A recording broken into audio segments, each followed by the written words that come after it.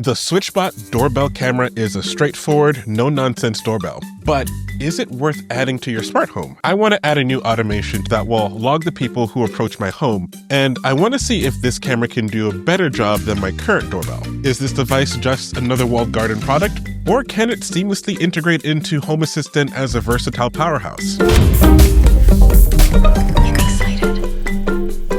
This video is sponsored by SwitchBot, and they sent me their smart video doorbell along with their solar panel attachment. Now, the build quality of the doorbell isn't bad. I poked it a few times and it withstood my mightiest finger.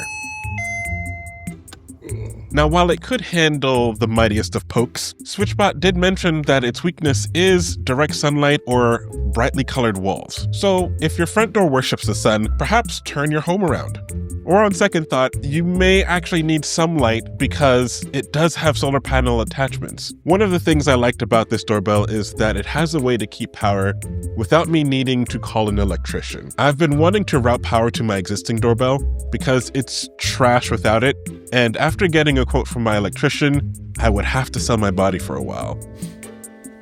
And since I'm too pretty for that, it's nice that SwitchBot has an optional solar panel attachment.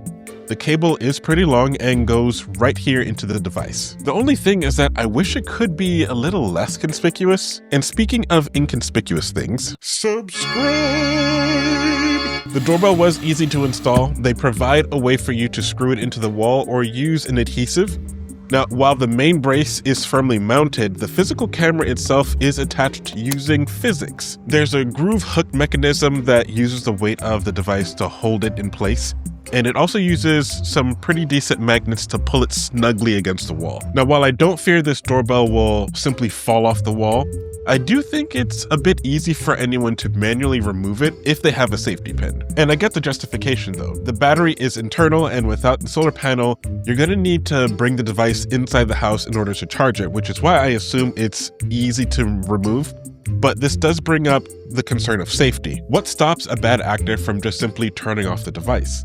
The power button is in the back, by the way, of the device. Or what stops them from simply just taking the entire device? Here's where some of the features come into play. To set up the device, you're going to need the monitor, which seems to be linked. Additionally, within the app, there's a setting that alerts you when the device is being removed or tampered. Since all the footage is stored on the SD card on the monitor, you can watch the doorbell become the property of a new owner. If you follow this channel, you probably care a lot about automations too. And as expected, you can automate within the app. You can trigger automations based on the motion sensor in the doorbell, or you can use object detection to see if they're animals or people or cars. And it also makes a few actions available, such as the ability to trigger night vision and disable other sensors, and even trigger an alarm on the device. And all of this you can do within the app using their automation system. Something else that you can do is you can pair the doorbell to specific locks. This will give you access to use those locks within your automations. Now, while I think the options that they provide in-app is pretty good, outside the app, not so much. I mentioned I wanted to replace my current doorbell with one that can integrate into my smart home and allow me to create a custom automation, specifically the one that can help me with the whole logging of people as they approach my door. Now, I was excited to try out this device because this device is Matter enabled and does advertise that it can connect to Home Assistant, but you can't do anything with it. Not one thing. I wasn't expecting anything super grand or out of the ordinary. What I did expect is to get like a few common entities such as, let's say, the doorbell press events and motion events. But you can't even get any of those. They even have the monitor, which has buttons on it as well. You don't even get any of those presses. In the app, it also mentions being able to set up local RTSP. The idea is that you can stream the doorbell feed into your, let's say, NVR, but to be honest, it's not that useful either. Here's the thing with like battery-powered cameras. Oftentimes, they don't have a constant going stream like its PoE counterparts. So whenever it's not being used, the stream typically cuts out.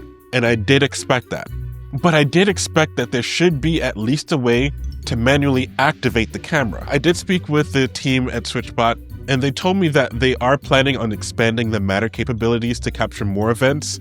But unless they give you the ability to manually turn on and off the camera stream, I'm not sure if any of those events would be super useful, to be honest. Now, if this is your first device into, let's say, creating your whole smart home realm, or you want something that's super simple to operate, this device is pretty good.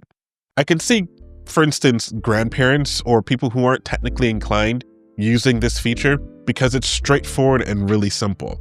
You can easily see who's at the door and talk to them through the monitor, or you can use canned responses if you want another layer of privacy and security.